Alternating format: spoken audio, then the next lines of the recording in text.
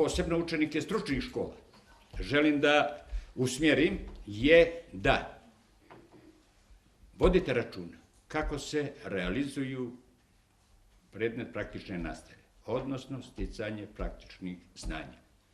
Posebno ona zakonska odredba gdje su učenici stručnih škola u obavezi da to realizuju kod poslodavaca. Znači, u stvarnom radnom okruženju, kako bi spremno dočekali izlazak na tržište rada. Ako vi, sad uzmemo bilo koji imamo preko 110 obrazovnih programa, pa ne znam koji bi izaberemo. Evo, recimo automehatroničari.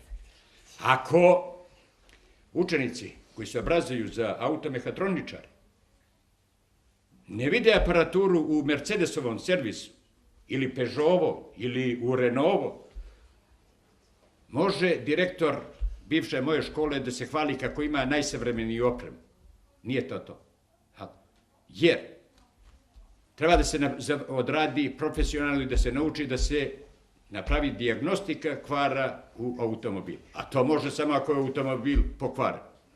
Neće valjda onoga Juga raspaloga na kojega vježbaju je stalo da svi učenici na njega utvrđuju kvar.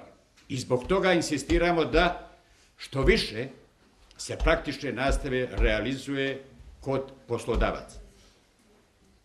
I molim vas da vodite računa, da reagujete ako su vaši kapaciteti, jer škole nisu ničije bez vaše. Ako vaši kapaciteti se dovoljno ne koriste, ako se sadržaje u koje je država ulagala zaključavaju da se ne biše tamo pokvarili, ako nemate